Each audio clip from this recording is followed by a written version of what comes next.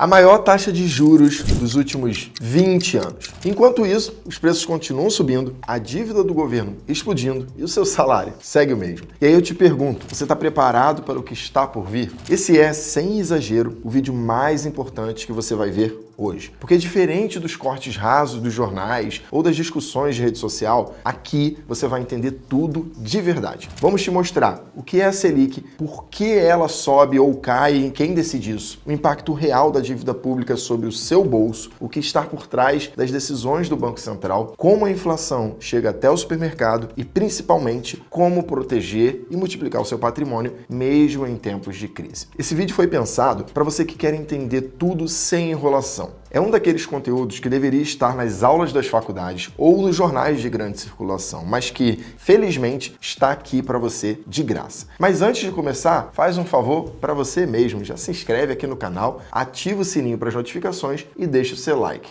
Agora sim, vamos entender o que está acontecendo com o Brasil e com o seu dinheiro. Primeiro, a gente tem que avaliar a decisão do Copom, né? Quem que estava certo? Então vamos começar do começo. Antes de falar de inflação, dívida, investimentos e como tudo isso afeta a sua vida, a gente precisa entender primeiro o movimento da engrenagem. Primeiro a gente vai falar aqui da decisão do Banco Central de subir a taxa Selic para 15% ao ano. E por que isso é tão importante? Porque essa taxa é a maior taxa básica de juros do Brasil desde 2006. E ela muda tudo. Ela muda o crédito, o câmbio, o consumo, a dívida pública. Mas calma, eu vou te explicar tudo isso passo a passo. O que estava em jogo na decisão? A decisão não foi óbvia. Na verdade, o mercado estava dividido. De um lado, tinha o Boletim Focus dizendo a Selic vai ficar parada em 14,75. E para quem não sabe, o Boletim Focus é uma pesquisa que o Banco Central publica toda segunda-feira e nela mais de 100 bancos, corretoras e consultorias dizem o que esperam tanto para a inflação quanto para os juros, para o PIB e para o câmbio. É como uma média das opiniões dos maiores economistas do país. Do outro lado estavam os investidores, aqueles que colocam dinheiro de verdade na mesa, apostando no futuro da economia e do nosso país. Eles operam o chamado mercado de juros futuros. Funciona mais ou menos assim. Eles olham os sinais da economia e dizem: acho que o Banco Central vai subir os juros. Então já vou me proteger ou tentar lucrar com isso agora. E adivinha quem acertou? Os investidores. O Banco Central subiu a Selic para 15%.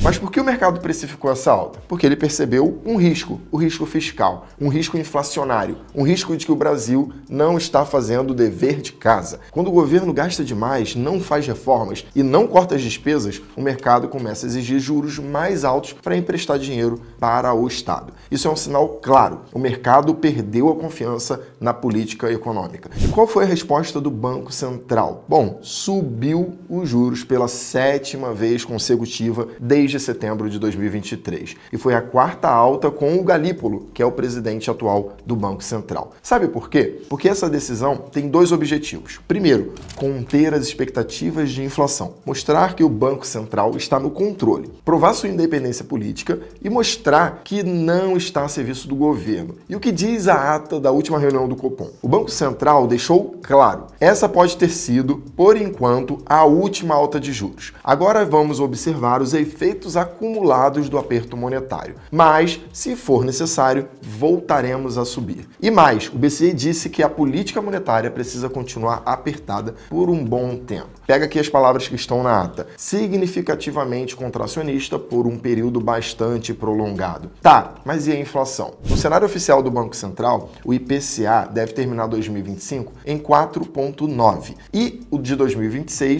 espera-se 3,6. Mas o Focus, lembra dele? Diz que deve chegar a 4,5, que é o limite superior da meta. Ou seja, a inflação ainda está fora da meta. A confiança no controle fiscal ainda é baixa e a Selic vai continuar alta por muito mais tempo. Ou seja, se você acha que o juro só subia porque o BC queria travar a economia ou que isso era jogo político, agora você sabe, a alta da Selic é um reflexo direto da falta de controle nas contas públicas e da perda da credibilidade nas metas de inflação. E quem paga o preço por isso? Você, eu, o país inteiro. Mas fica tranquilo, no próximo bloco aqui eu vou te mostrar como essa alta chega no seu carrinho do mercado, no seu boleto do cartão e até no rótulo do biscoito que você compra. Bora continuar. Agora eu vou te falar qual é o impacto no dia a dia. Vamos lá. A inflação afeta a sua vida muito antes de virar estatística. No varejo, os sinais estão por toda parte. Tem um negócio chamado reduflação, que é o seguinte, o pacote continua igual por fora, mas vem com menos produto por dentro. Exemplo, um saco de arroz de 5 kg vira de 4,5 kg, o café de 500 gramas vira de 400 e o preço é o mesmo ou até mais caro. Uma outra forma da inflação impactar a sua vida é a substituição dos ingredientes. Só que eles usam o mesmo rótulo e identidade visual. O leite, ele vira bebida láctea.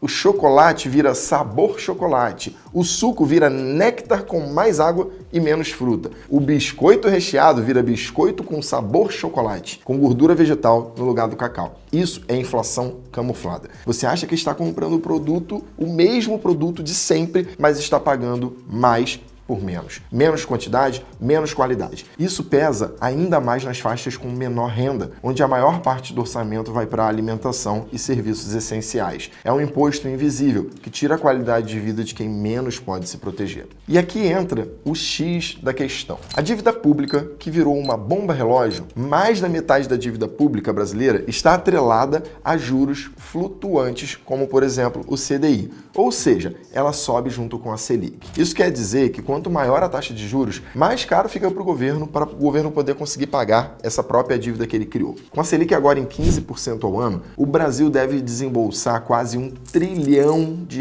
por ano só com juros, sem amortizar o principal, apenas para pegar essa dívida e rolar ela para frente e uma dívida que vai continuar existente. Para efeito de comparação, isso equivale a 31% de toda a arrecadação federal, ou seja, a cada R$3 praticamente que o governo arrecada vai direto para os credores da dívida pública. E pior, essa dívida não é estática. Ela funciona como uma bola de neve. A cada novo título emitido para rolar a dívida anterior, o governo precisa pagar juros mais altos. Porque agora, o novo patamar da Selic está em 15%. Isso reindexa a dívida pública inteira a esse novo nível de custo, elevando ainda mais os pagamentos futuros. Resultado, o Brasil entra em um ciclo vicioso onde precisa se endividar mais só para pagar os juros de uma dívida que está ficando cada vez mais cara. De acordo com a ata do Copom, lá no item 11, ele fala o seguinte: o esmorecimento no esforço de reformas estruturais, o aumento do crédito direcionado e as incertezas sobre a estabilização da dívida pública têm o potencial de elevar a taxa de juros neutra da economia. Se o governo não organizar as contas, não cortar os gastos e continuar adiando as reformas, o país perde credibilidade e passa a precisar de juros estruturalmente mais altos só para manter a inflação sob controle. E isso afeta diretamente você. E se você nunca entendeu por que o dólar dispara e depois do nada ele despenca, a inflação continua muito alta mesmo com juros nas alturas, pega o papel e a caneta porque eu vou te explicar um dos efeitos mais perigosos da economia brasileira. O ciclo vicioso que trava o país, encarece a sua vida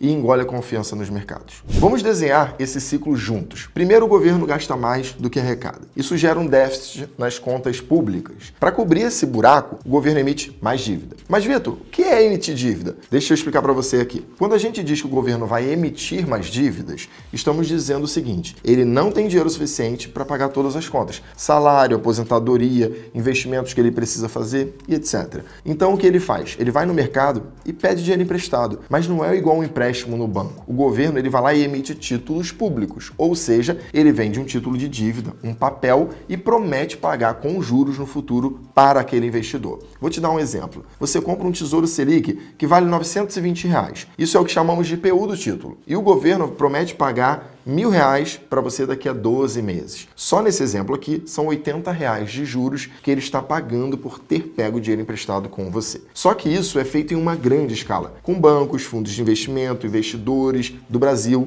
e do mundo. E qual o problema disso? Quanto mais o governo gasta sem ter, mais ele precisa emitir títulos para poder honrar aquela dívida. E quanto maior esse desequilíbrio fiscal, maior os juros que ele precisa pagar para seguir atraindo credores. Pois pensa o seguinte: quanto maior a dívida, dívida, maior o risco dele não pagar aquela dívida, o que nós chamamos de risco fiscal. Só para reforçar, funciona assim, ó. Se hoje eu te peço um dinheiro emprestado, mas antes mesmo de conseguir pagar esse dinheiro de volta, eu volto a pedir dinheiro emprestado, o que você vai pensar? Que eu tô quebrado, né? Que eu não tenho dinheiro, eu tô ferrado. E das duas, uma. Ou você não vai querer me emprestar mais, ou você vai cobrar muito mais caro do que antes você cobrava. É exatamente o que acontece. O investidor que antes emprestava dinheiro para o governo a 10%, pode passar a exigir 11%, 12%, ou seja, cada vez juros maiores para continuar emprestando para financiar o Estado. Resultado, a Selic sobe. Mas não para por aí. No curto prazo, há uma ilusão de que a Selic está mais alta, mas o investimento entra no país. Mas não é um investimento que queremos para o país crescer, porque ele não se sustenta no longo prazo. Esse investimento que busca a rentabilidade da Selic alta,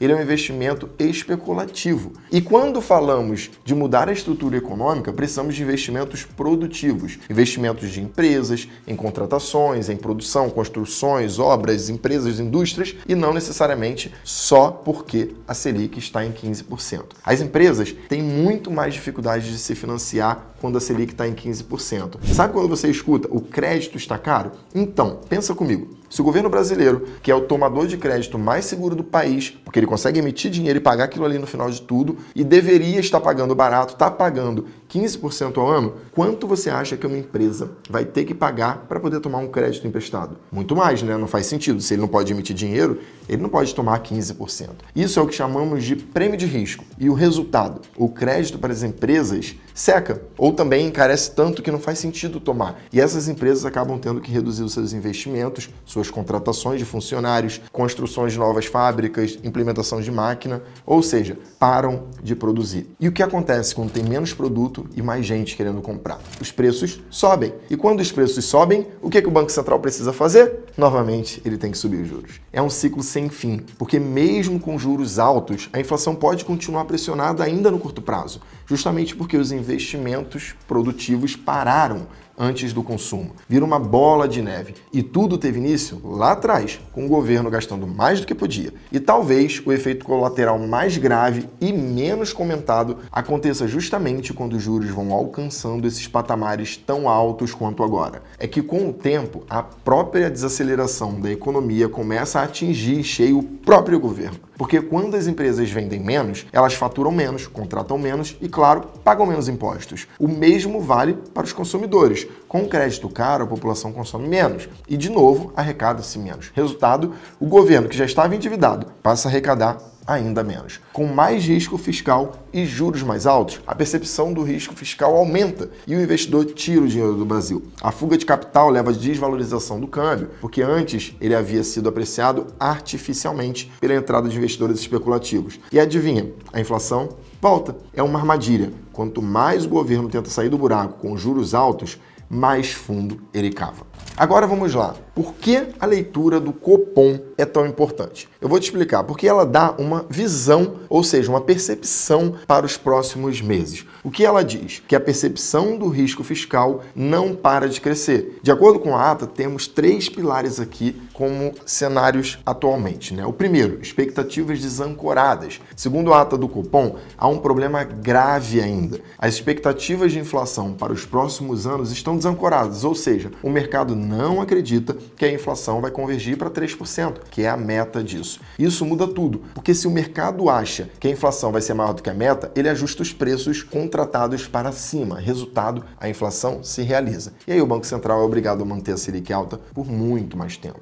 Em um ambiente de expectativas desancorada, exige-se uma restrição monetária maior e por mais tempo. É o que o Copom disse no item 12 da sua ata. Ou seja, ele está preocupado com a expectativa do mercado. Segundo ponto, ele fala sobre a atividade doméstica. Ele fala que tem sinais mistos. Internamente, a economia dá sinais confusos. O setor agropecuário está forte, ajudando o PIB com colheitas recordes e exportações. Mas a indústria, comércio e serviço estão muito fracos, indicando uma moderação no ritmo de crescimento, que ele fala no item 8 lá da ata. Isso é típico de uma economia que está começando a sentir o efeito do freio monetário, mas ainda não desacelerou o suficiente para derrubar a inflação, que é persistente. Inflação nos serviços é um outro ponto que ele levanta, né? É um problema invisível, porque mesmo com a desaceleração dos bens industrializados, o Copom afirma que a inflação de serviços segue alta. Por quê? porque há o hiato do produto, ainda é positivo o hiato do produto. Isso quer dizer que a economia está operando acima do seu equilíbrio. Existe uma demanda suficiente para manter os preços pressionados o tempo todo. E vamos falar sobre a política monetária sob pressão dos políticos. E como se não fosse bastante isso tudo, vai ficar pior quando a gente coloca o fator político no meio. Segundo o site do G1, o presidente Galípolo, do Banco Central, ele precisa equilibrar a técnica com a política. Ele está no meio de uma tensão clara. Você tem um executivo que quer juros mais baixos, um Congresso insatisfeito com o aumento de impostos e o mercado que cobra responsabilidade fiscal. Nesse ambiente, cada decisão do Copom é um recado institucional, não só um recado econômico. Mas, Vitor, esse ciclo vicioso está em movimento. A única forma de quebrá-lo é com um tripé: controle de gastos, credibilidade nas metas de inflação e política monetária com autonomia. Enquanto isso não acontece, o investidor que se protege é quem entende o jogo e age antes da manada. Além disso, precisamos contextualizar aqui o cenário internacional na ata do Copom. O cenário internacional está instável e imprevisível. O Copom começa destacando que o ambiente global segue adverso e volátil. Nos Estados Unidos, temos política fiscal expansionista, incerteza sobre o tamanho do déficit e possível manutenção de juros altos por mais tempo. No Oriente Médio, tem um conflito geopolítico que reacendeu riscos sobre o preço do petróleo, o que pode impactar diretamente a inflação, não só no Brasil, mas no mundo inteiro. E se o interno segue sem sinais de melhora, o cenário externo está longe de ajudar. E quando o cenário internacional não colabora, os emergentes como o Brasil sofrem ainda mais. A gente tem fuga de capital, dólar pressionado e volatilidade cambial.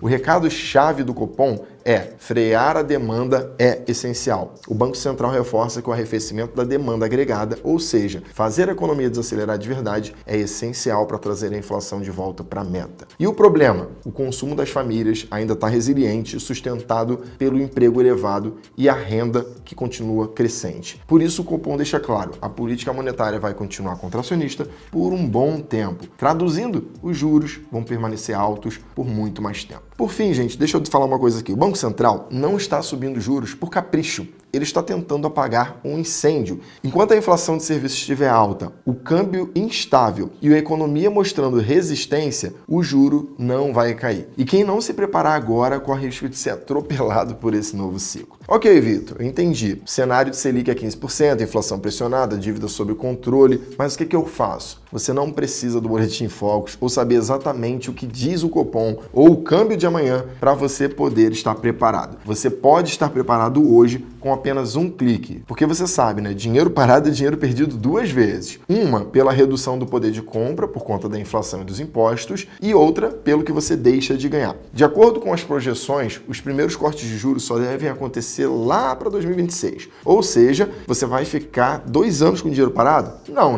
A resposta é simples: agir com estratégia. E a boa notícia, a gente já tem essa estratégia pronta para você. Uma estratégia que aproveita o que a renda fixa tem de melhor hoje, mas se antecipa para a retomada da economia amanhã, no melhor momento, quando os ativos ainda estão baratos. E como? Com a Arca Previdência. Você investe num fundo completo que combina a renda fixa, enquanto os juros estão nas alturas. É essa parte da carteira que vai render bem. São títulos que acompanham o CDI, ou seja, andam juntos com a taxa de juros básica. Você aproveita esse momento da Selic a 15 com segurança e liquidez. Fundos imobiliários. Sabe quando falam que na baixa que se compra bem? Pois é exatamente o que está acontecendo agora com os fundos imobiliários. Estão descontados, com preços abaixo do valor patrimonial e muitos pagando dividendos acima de 1% ao mês. A Arca aloca nesses ativos com estratégia, aproveitando oportunidades que os investidores sozinhos muitas vezes não enxergam. Além disso, tem as ações brasileiras. Hoje, várias empresas sólidas da Bolsa estão com valor abaixo do valor real dela. Motivo? Medo, aversão a risco no mercado. Mas crises passam e empresas boas voltam a crescer. A Arca já se posiciona agora comprando ações com desconto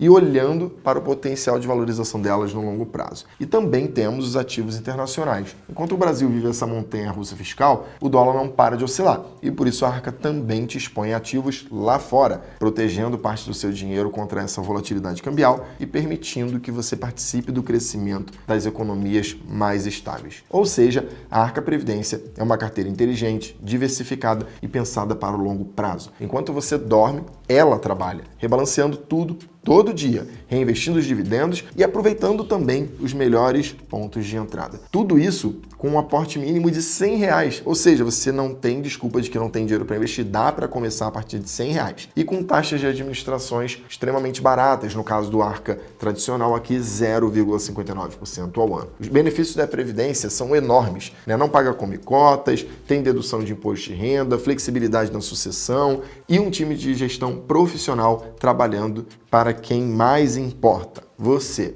Bom, gente, é isso. A inflação permanece. Seu tempo, não. Então, baixa o aplicativo da Grão e começa hoje mesmo a proteger, multiplicar e planejar o seu futuro com estratégia, com inteligência, com um propósito. E se esse vídeo te ajudou a entender o que está acontecendo e o que pode fazer com isso, então compartilha com quem mais precisa dessa clareza agora. Então é isso, pessoal. Um grande abraço e até a próxima.